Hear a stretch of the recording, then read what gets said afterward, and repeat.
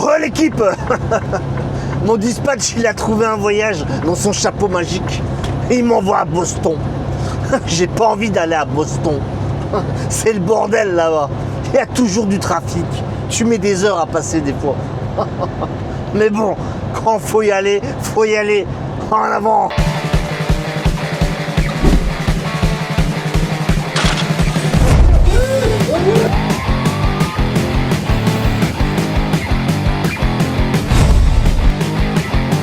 Bon, bah là, je suis en train de remonter à vide au terminal. Donc, je suis encore US là, avec mon flatbed.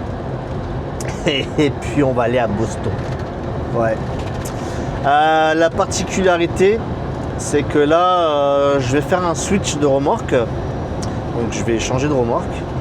Je vais récupérer une vanne fermée, une dry box. Le voyage est déjà chargé. Donc c'est des bobines d'aluminium, des coils on appelle ça. Donc il y en a 6 dedans, 3 devant et 3 derrière pour équilibrer le poids. Et la particularité de ce voyage, c'est que il faut attacher les bobines à l'intérieur de la dry box parce que c'est pesant, c'est un voyage qui est très pesant. Et si tu fais un check break, ça fout le bordel à l'arrière.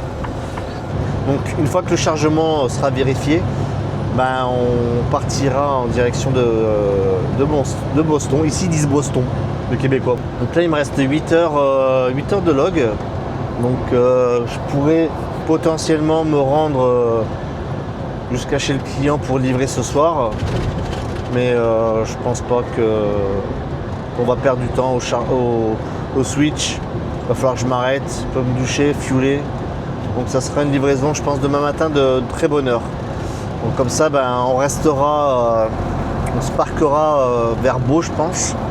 Et comme ça, on traversera demain matin de bonne heure et on évitera le trafic. On va l'éviter dans un sens, on va pas l'éviter dans l'autre sens. Pas le choix. Voilà. Du coup, la vie de camionneur, je pensais à ça. Comment les autres personnes font pour participer à l'éducation de leurs enfants quand ils sont sur la route la semaine. C'est vrai que quand tu es camionneur, l'éducation des enfants, t'es pas trop présent pour y participer, tu vois. Et c'est vrai que pour la personne qui reste à la maison, en l'occurrence c'est souvent les femmes.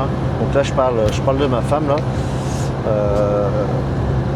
Et des femmes en général, parce que beaucoup se trouvent dans cette situation-là, qui doivent gérer tout à la maison. Je vous tire mon chapeau, mesdames. Ma femme, je lui tire le chapeau également, c'est une warrior. Heureusement qu'elle est là, parce que tout ce qu'elle fait à la maison, je ne pourrais pas le faire. Je le dis honnêtement, je préfère être à ma place qu'à la sienne. Et ça, malheureusement, on ne leur dit pas assez souvent à ces femmes-là. On les remercie pas assez parce qu'elles font vraiment beaucoup de travail, tu vois. Elles travaillent, elles ont leur travail, elles ont un métier qu'elles font comme nous. En plus de ça, le matin, elles doivent s'occuper des enfants, petit déjeuner, les habiller, les emmener à l'école, la garderie. Après, elles vont au travail. Ensuite, elles reviennent, elles récupèrent les enfants à la garderie. Elles font le souper du soir, la douche, tout ça. Elles arrêtent jamais. Donc on peut dire que ces femmes-là, ces mères au foyer et qui travaillent en même temps, elles ont 2 métiers, tu vois. Donc certains camionneurs ou certains d'autres se plaignent de leur travail. Si tu te plains de ton travail, reste à la maison et fais le travail que fait ta femme. Parce que crois-moi que tu vas vite retourner au travail après, je te le dis moi.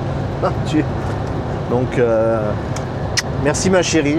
Je te remercie pour tout ce que tu fais à la maison. Sans toi, ça tournerait vraiment pas bien, tu vois. Et du coup, moi j'essaie de trouver une façon de l'aider parce que je sais qu'à la maison c'est très très dur. Et un jour, ma femme elle m'a dit, je l'ai vue, elle était fatiguée en fin de semaine, elle m'a dit j'y arrive pas, j'y arrive plus, tu vois. Pourquoi ? Parce que quand on rentre le soir, les enfants sont turbulents, ils n'arrêtent pas, ça court partout. Et quand une femme dit quelque chose aux enfants, il y a c'est pas comme nous, quand on dit quelque chose, les enfants ils écoutent. La voix d'un homme, on est plus strict, tu vois. Donc ça écoute plus que quand c'est maman qui parle, quoi. Du coup, elle m'a dit qu'elle avait un petit peu de mal avec, surtout la dernière, la Choupinette qui va avoir 5 ans, qui est moins obéissante, on va dire, que les autres, que les grands. Donc du coup, j'ai trouvé un moyen pour l'aider, tu vois, dans son quotidien. Je me suis posé, je me dis comment je peux t'aider. C'est vrai, comment je peux aider ma femme au quotidien chaque jour de la semaine quand je suis pas là.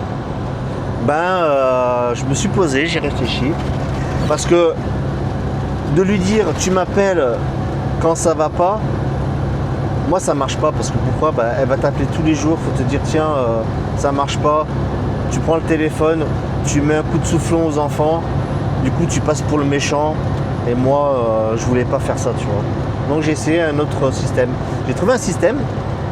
C'est un tableau, on a mis un tableau en place avec le nom des enfants. Donc là j'ai mis le nom des 3 enfants, du plus grand au plus petit. Et on a fait une petite réunion familiale. Et j'ai dit que j'ai expliqué les nouvelles règles. Surtout pour la petite, tu vois. Je dis maintenant maman, quand elle vous dira de faire quelque chose, si jamais vous n'écoutez pas, si jamais elle doit le répéter 2 fois, elle mettra une croix sur votre nom, à côté de votre nom. Je donne l'exemple pour mon fils qui a du mal à lâcher la console. Quand elle lui dit arrête et il arrête pas, tu vois, il fait style qu'il n'a pas entendu. Si elle doit le répéter plusieurs fois, elle met des croix. Pour le garçon, pour ma Choupinette, quand elle veut pas écouter, quand elle veut pas ranger ses affaires, débarrasser la table, ou quand elle sort de table 36 000 fois, elle met une croix. Donc on leur a expliqué ces règles-là, et la première semaine qu'on a testé ça, ça marchait du feu de Dieu. Pourquoi ? Parce que ma Choupinette, quand ma femme lui a dit je vais te mettre une croix, elle s'est mise dans tous ses états. Parce que je leur ai dit, comment ça allait se passer. Maman met des croix la semaine, et moi quand je rentre les fins de semaine, les vendredis, je check le nombre de croix qu'il y a pour chaque enfant. Et là on va régler le problème, tu vois. Quand j'ai dit ça, ma fille elle m'a regardé avec des yeux comme ça. Mais qu'est-ce qu'il va faire, papa ? Et je lui dis, je m'occuperai de vous, tu vois. Et quand la première semaine s'est déroulée, ma Choupinette elle a eu je crois 2 croix, tu vois. Mais à chaque fois que ma femme elle a mis les croix, ma fille s'est mise dans tous ses états, elle s'est mise à pleurer. Mais papa qu'est-ce qu'il va faire et tout. Et du coup ça a marché, elle a été très obéissante. Et moi je suis rentré à la fin de semaine, je sais plus ce que j'ai fait. Pareil pour le garçon qui avait pas écouté la console. Pour la console c'était vite réglé. La console, ce que j'ai fait, c'est que chaque croix, je décomptais du temps de console en fait. Et donc il a vite compris qu'il fallait pas avoir de croix. Du coup, ça a marché pour lui. Et pour la Choupinette, écoute, ça a été radical. Donc du coup, ça va beaucoup mieux à la maison. Ce système-là l'a soulagé. Donc les enfants sont plus obéissants. Ils participent un peu plus à la maison. Donc c'est cool. Donc si ça peut aider des parents, donc voilà la technique qu'on a utilisée. Bon l'équipe, changement de programme. Mon voyage à Boston dans le cul. Je viens d'arriver au terminal là. Et mon voyage a été cancellé. Il a été reporté à plus tard. Du coup, on va pas à Boston. On va pas à Boston comme ils disent. On va aller au lac Mégantic. On va aller chercher des granules. Je vais me faire à manger parce que je commence à avoir un petit peu faim. Donc je vais me faire des petits sandwichs pour la route. Comme ça je vais gagner un peu de temps pour ce soir. Comme ça on se parquera un petit peu plus tôt. Donc voilà, donc là je pensais vous montrer un chargement inhabituel avec une remorque inhabituelle également parce que je suis pas souvent en dry box. Donc c'est pas grave. Je vais vous montrer les pelés. Comment on transporte des granules de pelés. C'est un voyage qui est également pesant. Et au début c'est chiant à attacher quand tu connais pas trop. parce que attacher un voyage de pelé avec des straps, c'est des sacs remplis de pelé, donc c'est assez fragile. On va faire ça comme ça. Donc si tu serres trop fort, bah, tu perces les sacs. Et les clients ils sont très à cheval sur la marchandise quand on arrive chez eux. Ils vérifient qu'il n'y ait pas de sac de percé. Chaque fois qu'il y a un sac de percé, bah, ils comptent ça comme perdu, quoi. Du coup, bah, le client qui a vendu, bah, il n'est pas content. Bon, à part quand c'est eux qui percent avec les fourches de vif là. Donc du coup, bah, pour ce faire, bah, y a des clients qui vont nous demander de mettre des coins de bois, la majorité. Et sinon, on met des 4x4 là en bois là, dessus. Puis c'est pas mal ça. Donc voilà, vous allez voir tout ça. Et là, je mets ma petite rosette. Oh, il y a un cheveu. Putain, ça c'est ma femme ça. C'est pas que je l'oublie, tu sais. Et le cheveu il fait 2 mètres. Ah là là, mon petit cœur. Tac. Tac. Et celle-là. Voilà. Et voilà. Ah, j'allais oublier. Un petit coca avec les douches. Et un petit fromage. Bon, et ben, on va festoyer. On va mettre le régulateur du Vitis. Voilà. Et on va manger des petits sandwichs. Voilà.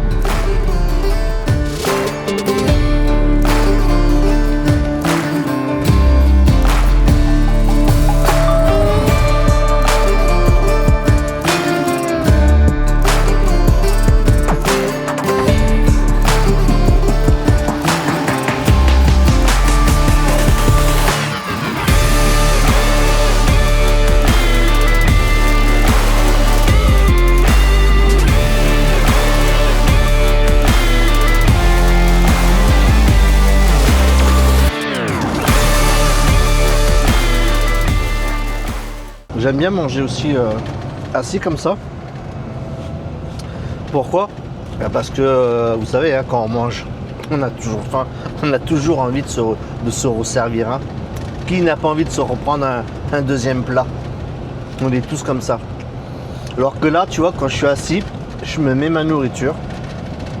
Le minimum requis, tu vois. J'en mets pas trop, au moins. Voilà.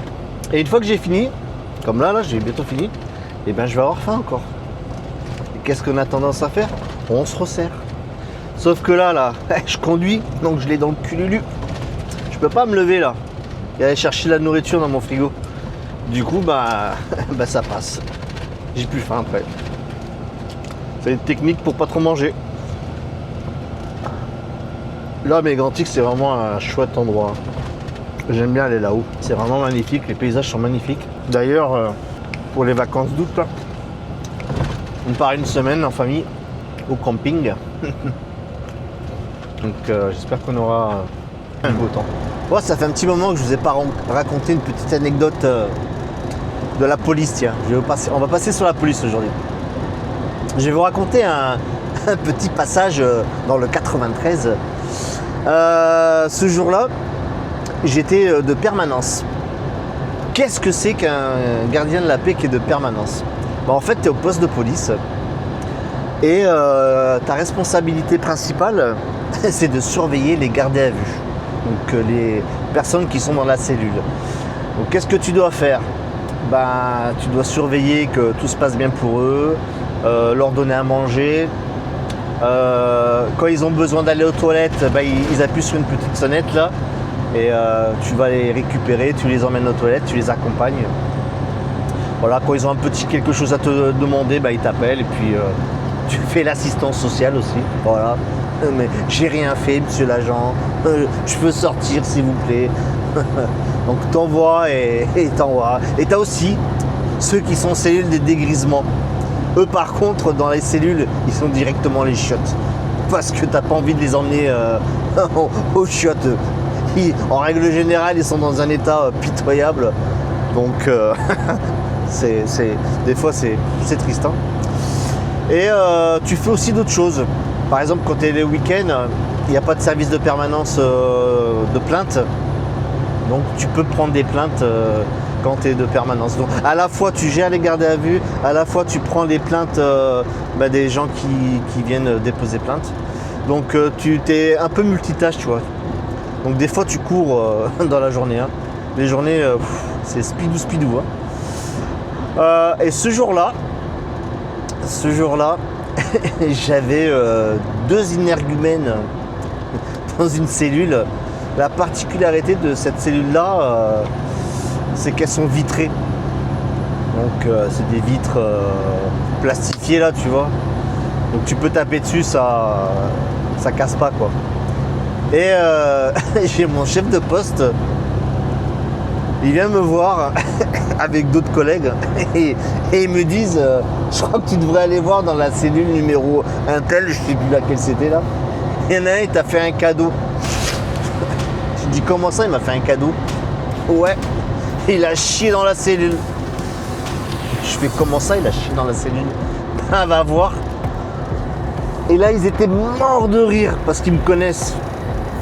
Ils savent très bien que je passe au rouge direct, tu vois. Donc là, je pars voir dans la cellule, là. Donc j'y vais, là. Je commence à être vénère, tu vois. Alors au début, je me suis dit, ouais, il niaise, tu vois, il me raconte des conneries, tu vois. Et puis là, je regarde les deux phénomènes, là. Il y en a un qui était allongé sur le banc en béton, parce que c'est en béton, là. Et un qui était par terre en train de dormir. Donc les deux dormaient, quoi, tu vois. Mais je regarde, je dis, il n'y a rien. Et là, mon collègue, il me dit, regarde mieux. Et là, je regarde dans l'angle de la cellule, mais pile poil dans l'angle. Et il avait fait une bouse de vache. Quand je te dis une bouse de vache, même la vache, elle fait pas aussi bien. Un truc comme ça, tu vois. Et là, je me suis dit, mais non, c'est pas possible. Oh putain. Là, je suis rentré dans la cellule. J'ai tapé pour les réveiller là, celui qui était sur le banc, il regardait du coin de l'œil et l'autre il me regarde comme ça et il dit rien. Et là je les regarde, je fais c'est qui a chié? Et le mec qui était allongé là, il me fait chef, c'est moi qui ai chié chef, voilà, j'ai sonné, t'es pas venu, j'ai chié. Et je lui fais non t'as pas sonné parce que j'aurais entendu. Je lui fais maintenant tu vas te lever et tu vas nettoyer ta merde. Et tu sais ce qu'il me fait? Il me regarde comme ça dans les yeux, il me dit voilà chef, je nettoierai pas. Et là, le cerveau il a fait ting. Je suis allé vers lui, je l'ai pris par le callback. Et tu sais, quand tu vrilles, tu vois, je sais pas, tu dois créer une sorte de montée, t'as une montée d'adrénaline et tu deviens plus fort, je sais pas pourquoi, tu vois. Je l'ai pris, je te jure, hein, je l'ai soulevé. En fait, je voulais juste le soulever, je voulais juste l'accompagner, tu vois. Et je crois que j'étais un peu trop fort, tu vois, au moment du soulevage. Il s'est retrouvé éjecté sur la vitre, ça fait bang. Je vois, désolé, j'ai pas senti ma force. Le garde à vue qui était juste à côté, il me regardait du coin de l'œil. Quand je l'ai regardé, il a fermé les yeux, il a continué à dormir. Il s'est levé, ce petit phénomène là, et je lui dis tu vas nettoyer. Il a fait oui chef, je vais nettoyer. Il y avait même le slip. Il avait chié, il y avait le slip. Donc là je suis allé chercher le jet d'eau là. Et je lui ai donné le jet d'eau et je lui ai dit tu ramasses ta merde. C'est pas moi qui vais ramasser ta merde. Et il dit oui chef, je vais nettoyer. Et mes collègues ils étaient à la caméra, ils étaient morts de rire. Quand je te dis qu'ils étaient morts de rire, c'est qu'ils en pouvaient plus. Genre, je vais nettoyer ta merde, tu sais. Ah, il m'a fait vriller ce jour-là, là. J'ai pas senti ma force. J'ai voulu juste l'accompagner pour qu'il se lève, tu vois, parce qu'il voulait pas se lever. Puis il a fini collé sur la vitre de la cellule. Oh, le bruit que ça a fait, quoi. Et l'autre à côté qui me regarde. Puis quand il a vu que je regardais, il fait je dors. Voilà à quoi tu as affaire des fois, tu vois. Voilà à quoi mes collègues qui travaillent encore dans le système ont affaire. À des gens qui sont pas respectueux, qui s'en battent les couilles. Ben, messieurs, courage à vous, hein, je vous le dis. Hein. Et voilà une petite anecdote. Allez, on continue la route. Bon l'équipe, on est arrivé au lac Mégantic. Donc on arrive dans 2 minutes chez le client là. Il est 14h30. On va croiser les doigts pour qu'il n'y ait personne. Parce que si on a du monde sur place là, ça prend un peu de temps pour charger.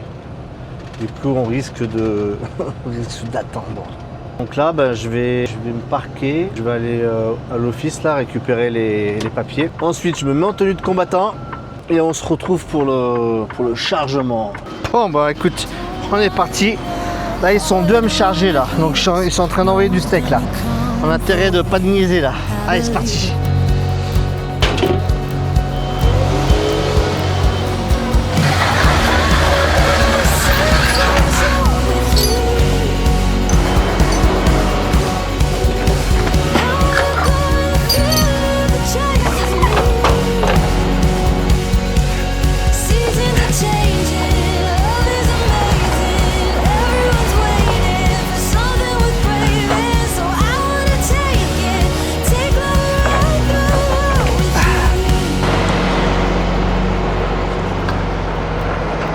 Et maintenant il n'y a plus qu'à serrer.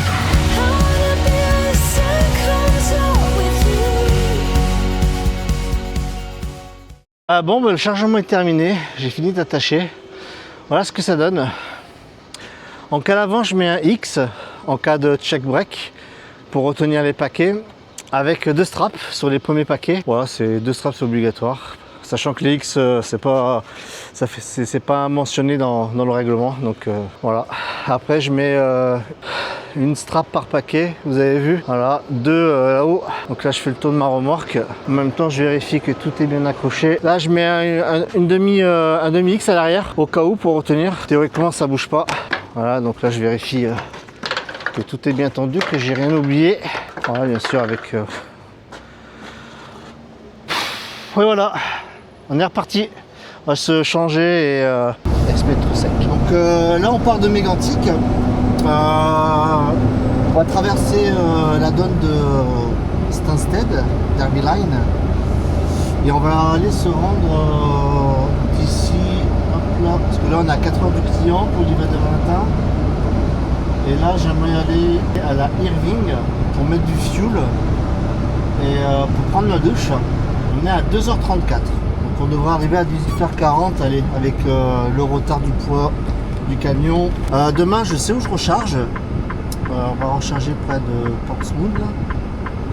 Près de Portland, pas loin quoi. Du gypse. Ça sera un voyage toilé. Et on va ramener ça sur Terrebonne. Terrebonne jeudi matin. Donc voilà, donc je pense que demain fin de matinée, demain début d'après-midi, ouais, je vais avoir le temps de faire mes montages vidéo parce que le client où je vais charger, autant il peut y avoir 2 heures d'attente comme 6 heures, tu vois. Donc voilà, ça annonce la journée de demain. Bon, bah écoutez, je vous retrouve à la station Irving. Bon l'équipe, j'ai dû me parquer parce que regardez, on a un transport hors norme qui arrive. Donc D comme dimension, pas comme dépassement. Des fois je suis vraiment un fruit, hein. Je raconte de la merde. Donc lui il est vraiment, il a l'air vraiment d'être gros. Donc on a 3 voitures qui l'assistent, plus une voiture, ah non 4. Plus une voiture de police derrière. Donc je sais pas ce qu'il transporte le copain, mais c'est gros en tabarnouche. On va le voir passer là. Police. Donc regardez là. Il est gros le copain.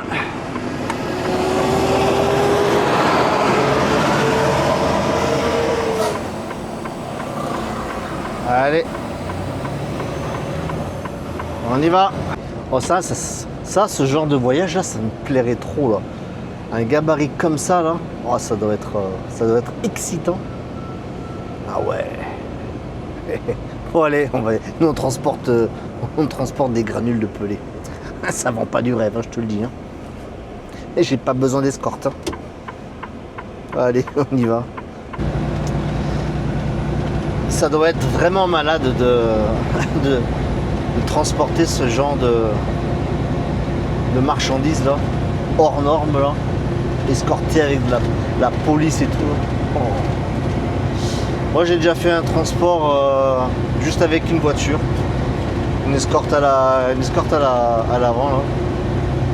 C'est tout ce que j'ai fait. Là cet hiver là, il m'est arrivé quelques dingueries sur la route. Qu'est-ce qui m'est arrivé cet hiver? Je crois que c'était en janvier ou février. Je traversais la douane de Derby Line, je crois. Donc j'étais dans le Vermont. Il neigeait, la route était blanche. Donc c'était vachement glissant. Donc avec la neige qui tombait là, du coup tu adaptes un petit peu ta conduite, tu vois. Et là j'étais en train de rouler sur l'autoroute. Je vois qu'il y a une voiture qui commence à me dépasser là. Et me dépasser mais vraiment tout doucement, tu vois. Limite casse-couille quoi, tu vois. Tu me doubles quoi, mais reste pas dans mes jambes quoi. Et là elle arrive à ma hauteur et je décide de regarder pour lui dire hey, tu vois, vas-y double parce que là tu me fatigues là. Et côté passager c'était une grand-mère et certainement sa fille qui conduisait à côté. Et ils m'ont même pas calculé, ils m'ont même pas regardé. Là je continue à rouler là. Et là elle commence à me dépasser. À peine elle était rendue au niveau du nez du camion. Qu'est-ce qu'elle a pas fait? Elle s'est rabattue devant moi. Et là, ça m'a fait peur. J'ai dû freiner un petit coup pour pas lui rentrer dedans. Et j'ai pas pilé parce que ça sert à rien. Piler, j'allais me foutre en l'air. Donc j'ai à peine freiné. Elle a vu l'erreur qu'elle a fait. Qu'est-ce qu'elle a fait? Elle a donné un coup de volant. Qu'est-ce qu'il fallait pas faire? Donc ça a fait ça. Voup, et la voiture elle est partie devant moi dans le fossé. Et le fossé il était comme ça. Il y avait un dénivelé de 25 mètres. Et après il y avait les sapins. Donc j'ai vu la voiture partir. Dans le miroir je l'ai vu faire des tonneaux. Là j'ai dit tabarnak. Qu'est-ce qu'elle m'a fait là? Du coup qu'est-ce que j'ai fait? Je me suis senti obligé de m'arrêter. Donc je me suis arrêté là. J'ai vu la voiture au loin sur le flanc. Donc c'est-à-dire que c'était le côté passager. La grand-mère elle devait avoir la tête collée sur la vitre, tu vois. Et la fille elle devait être dans les airs. Du coup j'ai ouvert le coffre, mon petit coffre là où j'ai mes outils. J'ai pris ma masse au cas où. Je suis parti en courant. Donc je suis descendu là dans la neige, j'ai rejoint la voiture.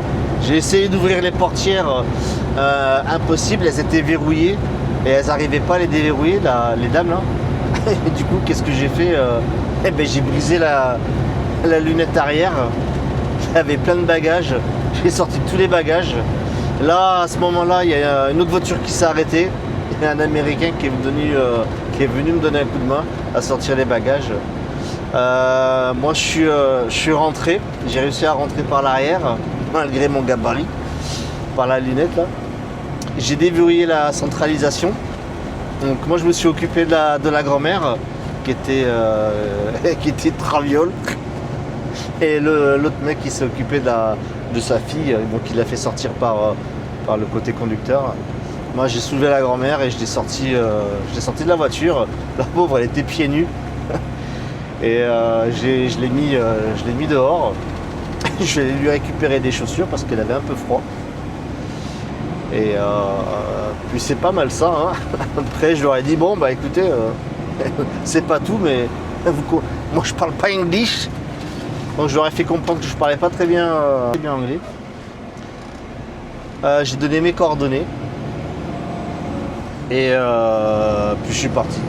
Voilà, j'ai jamais été rappelé par la police ou par quelqu'un. Donc voilà, donc là j'étais un peu dégoûté de ne pas avoir de caméra à ce moment-là. Ça aurait fait une bonne vidéo ça. Ah, on en voit des choses hein, sur la route. Hein. Oh là là là là, je te le dis moi. Hop là. Bon allez. Continue la route, les copains. Bon l'équipe, je me suis parqué là. Je suis pas allé où je voulais aller là, à la Irving aux US. Je me suis arrêté à Stansted là, parce qu'il est quelle heure? Il est 18h30, je suis un peu fatigué. Du coup on verra ça demain là, donc je me suis trouvé un petit parking. Regardez.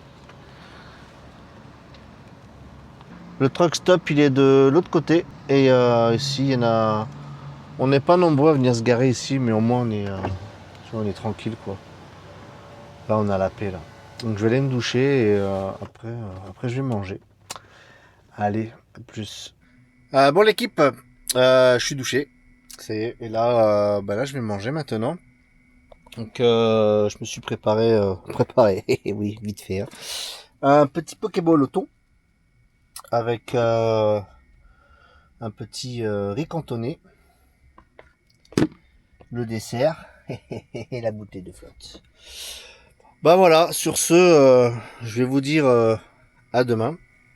Donc, demain matin, on va décoller pour la livraison des granules de pelé pour le New Hampshire.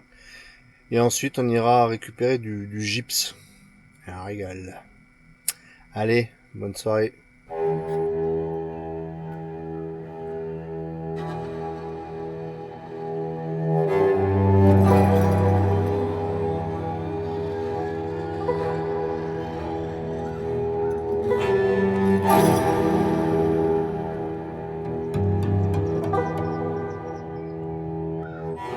Bon matin l'équipe, j'espère que vous allez bien. Moi ça va bien ce matin. J'ai passé une bonne nuit. Vous avez vu l'endroit où je suis là. Il n'y a pas personne sur le parking. J'ai les yeux qui sont éblouis. Là quand tu te lèves le matin là et que tu vois qu'il n'y a personne, ah bah tu comprends pourquoi tu as passé une bonne nuit, tu vois. Pas un bruit, les oiseaux qui chantent. C'est le top. Bon, ma ronde de sécurité est terminée. On va aller mettre du fuel. Donc on va traverser la frontière. Là. On va aller mettre du fuel et chercher un petit déjeuner pour ce matin à la station Irving. Allez, on y va.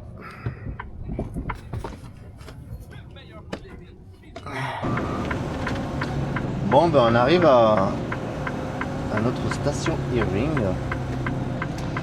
On va aller mettre du fuel. La particularité de cette station là, c'est que faut d'abord se présenter à la pompe. Ensuite, il faut aller dans le magasin voir le caissier, lui dire le numéro de la pompe afin qu'il l'active. Ensuite, on retourne au truck, on fait le plein et ensuite on retourne le voir pour payer. C'est un peu plate, mais bon. Là, on va en profiter également pour se prendre un petit déj. J'espère qu'ils auront fait quoi. Alors, on est de retour dans le truck et je me suis fait un petit déjeuner, acheté un petit déjeuner top. Regardez. Cheese bagel. Et ça c'est nouveau ça. Ça je connais pas. Omelette tornado. On va voir. On va faire une expérience. On va goûter. Je vous dirai ça si c'est bon. Et avec une petite boisson. Qui c'est qui va se casser le bide? C'est Bibi. Alors, on est de retour dans le truck. On va arriver l'équipe chez notre client pour livrer les granules. Là le problème c'est que je sais pas de quel bord je dois me présenter parce que devant le magasin j'ai vu sur Google Maps là qu'il y avait des granules, des palettes et il y en a également derrière. Donc je pense que je vais me présenter devant parce que je pense que devant ça il y a moyen que boy. Je vois il y a des palettes ici. Ah mais je pense que non, je sais ce qu'on va faire. Ouais, c'est ouvert. Donc je vais passer par derrière. J'ai vu qu'il y avait une entrée par derrière. Et là sur Google Maps, le portail était fermé et il avait l'air condamné. Alors que là, il est ouvert. Donc on va. Oh boy, il y a du dénivelé là. Putain. Oh boy, j'avais pas fait attention à ça.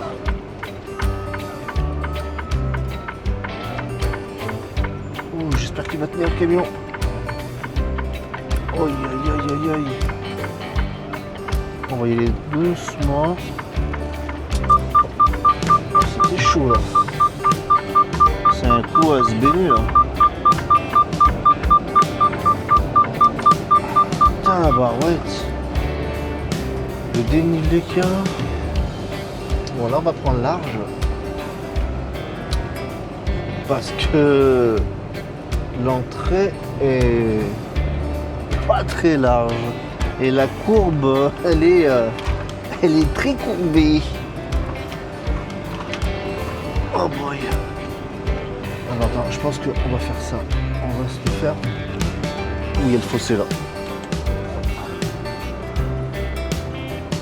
Comme ça.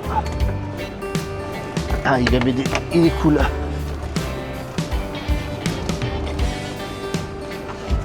Ok. Ah, il fait signe que c'est good. On va prendre large. Large, large, large, large, large. Voilà.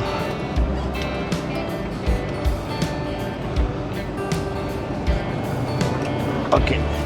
On va continuer.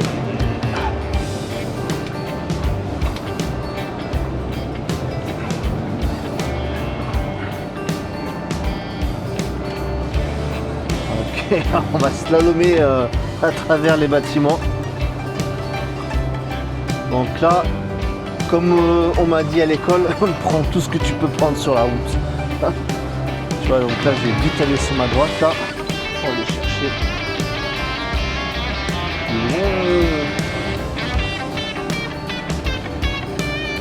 Voilà.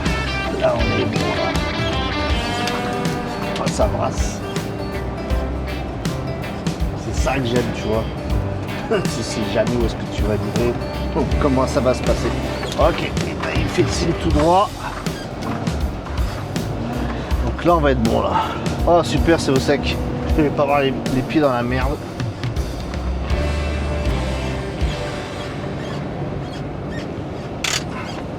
Je vais dire bonjour. Good morning, sir. Morning. How are you? Hop là. Yes. Allez. On va aller détacher le voyage. Et je vous dis à tout à l'heure. Bon, la livraison est terminée. Donc on va s'en aller à Newington. Normalement, je devrais être sur le trajet Boston. À cette heure-ci, je devais être en train de remonter sur Québec. Donc voilà, c'est comme ça. C'est le transport. Hein. C'est le jeu. Donc là, on va essayer de sortir. On va essayer de sortir sans rien arracher. Allez, on est parti. Bon ben là, je sais ce qui m'attend là. On va aller à Portmount là, dans le New Hampshire, chercher du gypse. Et vu l'heure, il doit y avoir au moins 15 trucks. Donc s'il y a 15 trucks à l'heure où j'arrive, vers 13h, on n'est pas chargé avant 18h.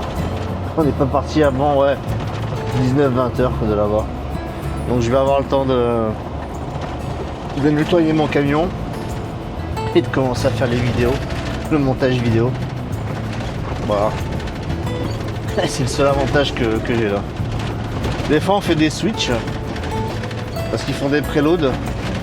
Donc t'arrives, la remorque est déjà chargée, la toile est posée, t'as juste à strapper, finir d'attacher la toile avec les Benji là.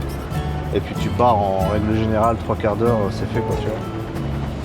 Donc voilà. Donc c'est ce qui m'attend pour le reste de la journée.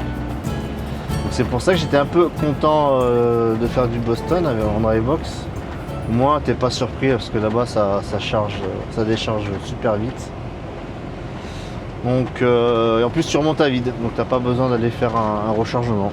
Mais bon, écoute, comme ça, hein, ça adapte. Hein. L'essentiel c'est de bosser, c'est d'avoir de la job, comme ils disent.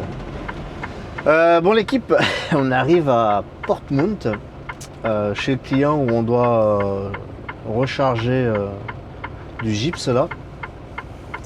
Là vous allez découvrir en même temps que moi comment va se passer mon après-midi. Parce qu'il est 13h13. Là c'est chez ce client là. À cette heure-ci on ne peut pas se présenter directement sur le lieu de chargement. On doit aller sur une zone d'attente et aller s'enregistrer auprès de l'agent de sécurité. Il a une tablette. Et du coup, on enregistre notre voyage grâce à un numéro là, de PO. Hein. Et ensuite, on reste en attente de recevoir un SMS ou un appel pour qu'ils nous disent de nous présenter dans l'attente du chargement. Donc là, ce que j'ai fait, c'est que je vais passer par devant chez le client, devant l'entrée principale, et je vais voir déjà si je vois des camions qui sont en attente. Ça va m'annoncer un petit peu la couleur. Et ensuite, on va se diriger vers le parking pour attendre là. Et là, on va découvrir, ce qui m'attend pour cet après-midi. Je check. Il y a l'air d'avoir deux camions dans la file d'attente. C'est pas si pire. Et là, on vient d'en croiser un qui va se présenter.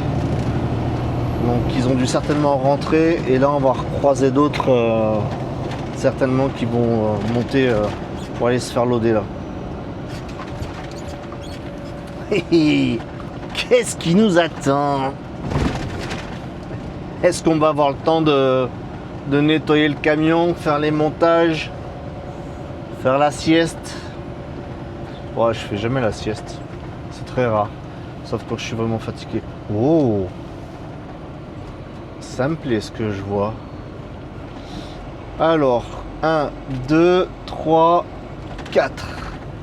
1, 2, 3, 4 camions. Ouais, on a de la chance. 4, 5, 6 là-bas. Bon, on va attendre peut-être 2 heures. 2 heures ici peut-être. Ça va, c'est pas si pire. Voilà. Par contre, l'entrée, tabarnouche, elle est rocailleuse. Hein. On s'est fait brasser. Oh la vache. Oh boy.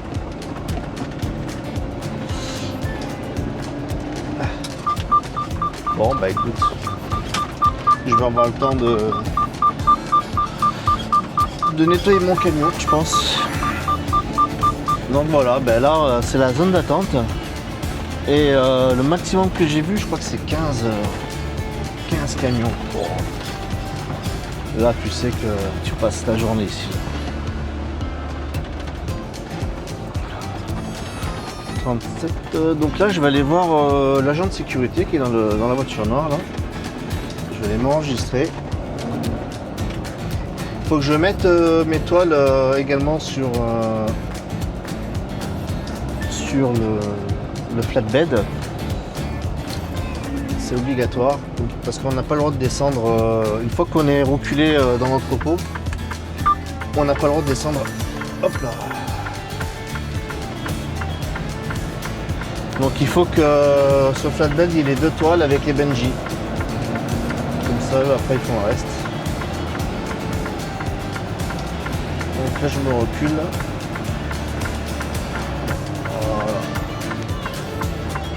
Voilà. Allez.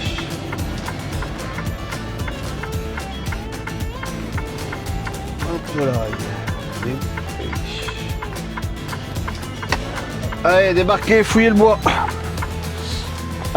Aujourd'hui on a un temps magnifique là. Donc là regardez, c'est la zone du coup c'est la zone d'attente. Voilà. Donc c'est ici qu'on attend. Avec l'agent de sécurité, on a des toilettes à disposition. Et là je dois mettre mes toiles et mes Benji sur le top du trailer. J'ai de la chance parce que j'ai des petites j'ai de la chance. j'ai des petites toiles. J'ai des toiles légères. Elles sont pleines de flotte.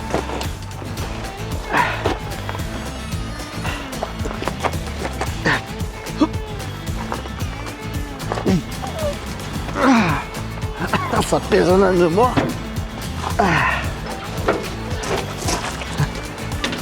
Regarde ça. Tu vois là, hier il a plu, donc mes toiles sont imbibées d'eau. Donc comment te dire que même si c'est des toiles light, ça pèse, ça fait son poids, Chris.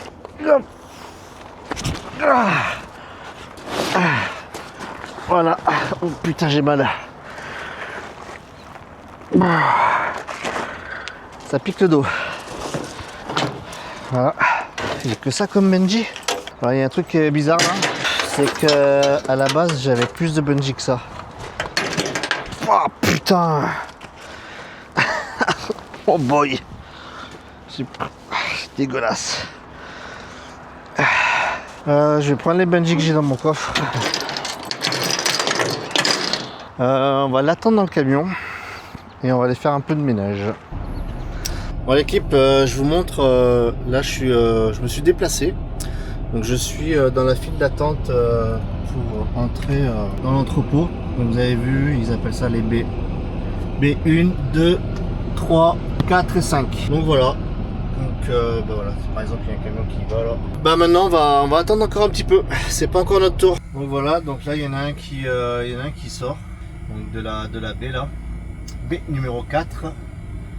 Et du coup, ils vont envoyer un SMS au prochain chauffeur pour entrer à sa place. Donc voilà. Donc c'est vraiment bien organisé leur affaire là. Ce qui est plate, c'est que pour nous, c'est pour les chauffeurs, hein, c'est qu'il y a vraiment beaucoup d'attentes en fonction du nombre de camionneurs qui arrivent. Mais bon, c'est comme ça. Hein, ils ont de l'ouvrage, hein, ils ont de la vente, donc ça tourne. Voilà, on patiente. Alors il y en a qui ont plus de mal que d'autres à se garer et c'est normal, hein, tout dépend si c'est des débutants ou non. Et après la particularité là, c'est que on voit rien parce qu'à l'extérieur il fait plein soleil et à l'intérieur c'est noir. Donc du coup quand tu mets l'arrière de ton trailer dans la porte, tu sais pas où, tu vois pas ta remorque en fait. Tu vas la voir que un peu plus de la moitié qu'elle sera rentrée. Donc voilà. Ah, regardez. J'ai reçu mon message qui me dit d'aller hop là à la baie numéro 2. Donc on y va. Donc là on va y aller. Là ça n'a pas été si long que ça en fait. Hein. Et là je vais à la numéro 2. La numéro 2 c'est la plus difficile parce qu'elle se trouve complètement à gauche du bâtiment. On va y aller tranquillou. Donc là il faut que je fasse un 360. Donc je prends bien large pour pas que ma remorque vienne taper mon truck. Là on va essayer de... Donc là le plus important c'est de venir placer l'arrière. Une fois que l'arrière il est placé dans les lignes, tu rentres ça en one shot. Donc là on va y aller là on va aller placer l'arrière. Voilà, je vais commencer à tourner le trailer. Pas trop vite. Là regarde, on place le cul, on rentre pas dans la baie. Une fois que le cul est placé, voilà, tu vois. Moi je l'ai fait du one shot. Voilà. L'important c'est de venir mettre le cul avant de rentrer dans le dépôt. Voilà, après on y va tranquillou. Tranquillou, on sait jamais s'il y a quelqu'un derrière. Voilà, tu vois là. Maintenant on a fait ça en one shot, c'est carré du slip. Il n'y a plus qu'à attendre le chargement. Donc voilà, donc je suis chargé là. Donc je vais vous montrer ça là. Donc ils ont mis le gypse, ils ont posé la toile. Franchement elle est propre. C'est rare d'avoir un beau voyage comme ça. Donc voilà, donc là j'ai plus qu'à strapper le voyage, mettre 2-3 bungees et calasse. Ben voilà, j'ai torché ça, fissa. Maintenant on va se changer, puis on y va, on va prendre la route. Alors vous avez vu, il fait vraiment beau là. Bon l'équipe, on est en route pour Montréal pour une livraison à Terrebonne demain matin. Donc avec notre gypse là. Aujourd'hui là j'ai reçu un mail de l'avocat de ma compagnie là, qui s'occupe de mon dossier. Et ils viennent me dire que ma demande de UMT et de CAQ a été déposée donc, sur le site du gouvernement. Donc ça y est. Par contre les délais, il faut compter 3 mois, tu vois. Donc on est quoi là? On est à fin juin et juillet, août, septembre. Allez, mi-septembre, début octobre, j'aurai un retour, une réponse. Est-ce qu'il me donne mon UMT, mon SAQ? Si c'est validé, ben, l'avocat fait une demande de permis de travail fermé pour 3 ans. Donc en règle générale, les délais pour avoir le papier officiel, donc le permis, c'est entre 3 et 6 mois. Donc tu reçois le papier, ton permis de travail. Ce qu'il faut savoir, c'est qu'en attendant, donc une fois que tu as reçu ton UMT et ton CAQ, une fois que la demande de permis de travail est demandée et déposée, tu peux demander au gouvernement une autorisation de travailler en attendant de recevoir le papier officiel. Donc ça, en règle générale, tu as un retour dans les 15 jours qui t'autorise à travailler. Donc ça, c'est fun, parce que tu n'es pas obligé d'attendre chez toi d'avoir le papier à la main, quoi. Le seul truc que tu peux pas faire, c'est aller aux US, étant donné que tu n'as pas le permis physique, donc tu es obligé d'attendre de recevoir le papier, quoi. Donc voilà où j'en suis actuellement avec ma petite famille là. Ça va débloquer quelques trucs là, parce que là on est locataire et en début d'année on a failli acheter. Mais il faut savoir qu'ici, quand tu es résident temporaire, c'est pas si facile que ça pour acheter une maison. C'est facile si tu as l'argent. Nous on a une maison qui est à vendre en France là. Pour l'instant on n'arrive pas à la vendre. Donc on n'a pas les fonds pour acheter une maison. Donc on est obligé de passer par un crédit hypothécaire. Et là il y a des clauses à respecter en tant que résident temporaire. Déjà la première chose, il faut que ton permis il reste 183 jours. Il faut que tu aies 183 jours de valide qui te restent sur ton permis. Donc voilà. Donc nous en début d'année on était proche de ça. Donc on n'a pas voulu se précipiter pour acheter la maison. On a arrêté. On s'est dit on va attendre d'avoir le nouveau permis de travail pour prendre le temps de choisir une maison. Donc il faut qu'il reste 183 jours sur ton permis de travail. Ça c'est une chose. Ensuite il te faut auprès des banques 2 années de cotisation, parce qu'ils vont se baser sur ça pour évaluer le montant que tu peux emprunter. Si tu es tout seul, ben, tu auras un petit montant. Si tu es deux à travailler, tu auras un plus gros montant, ce qui est logique. Une fois que tu as réuni ça, il faut savoir que si tu vas emprunter jusqu'à 500 000 $, il te faut une mise de fonds de 5%. Au-delà de 500 000, tu bascules à je crois 10%, je crois, un truc comme ça. Voilà, donc il y a ça, il te faut une mise de fonds. Et après ici c'est très rapide hein, par contre. Hein. En 3 semaines, si tu as trouvé ta maison, en 3 semaines tu peux acheter la maison. C'est la fête du slip ici. Ici c'est le Monopoly de l'immobilier. C'est ça qui est fun. Donc voilà, donc nous on attend mon permis pour pouvoir acheter une maison. Donc, pour les retraités militaires, il faut savoir une chose, c'est que 90% des banques ne prennent pas en compte la retraite militaire. Donc tu as beau la toucher au Québec, même si elle tombe sur un compte québécois, pour eux ils ne la prennent pas en compte. C'est un revenu qui vient de France, ça ne marche pas. Nous on a réussi à trouver, pas moi mais le courtier a réussi à trouver une banque qui prenait les revenus extérieurs du Québec. Donc ça c'est fun, il faut le savoir. Mais il n'y en a pas beaucoup qui le prennent. Donc voilà pour l'immobilier. Et il faut savoir une chose, c'est qu'ici, si vous voulez faire construire en 3-4 mois, vous avez la maison, c'est un truc de dingue. Ils construisent super vite. Il faut savoir qu'ici, les maisons, les fondations sont en béton. En règle générale, il y a un sous-sol. Donc le sous-sol est bétonné. Et tout le reste, c'est une ossature bois. Donc ils posent l'ossature bois, les cloisons et that's it. Donc très très très rapide. Voilà pour l'immobilier. Ben, je vais clôturer ce vlog là-dessus. Moi après je tombe en vacances là, donc demain. Donc je livre demain matin, je fais un rechargement vite là et je rentre au terminal. Et on part une semaine à camping. Donc on espère que la météo elle va être là, parce qu'elle était dégueulasse là jusqu'à présent. Donc voilà, c'est pas mal ça. Voilà l'équipe, donc je clôture ce vlog ici. Si vous avez aimé, bah écoutez, mettez un petit pouce là. N'hésitez pas à partager, à vous abonner. Mettez un petit commentaire, ça fait toujours plaisir. Si vous avez besoin d'un petit coup de main, je suis là.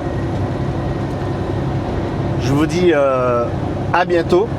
Et à la fin de la vidéo, à la fin là, je vous mets un petit bêtisier. Allez, ciao ciao. Je couperai au montage. On fera un coupage.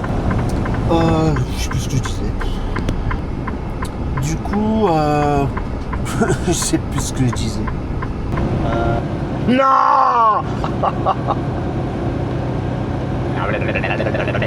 On recommence. Non, c'était quoi que je dois dire déjà? Non. Non. Non. Mon voyage il a changé. Non, c'est pas ça. Non, je devais aller à Boston. Un voyage facile. Ouais. Non, je vais plus à Boston. Oh putain. Oh, ce matin, ça marche pas là-dedans, hein. Putain. Oh, bordel.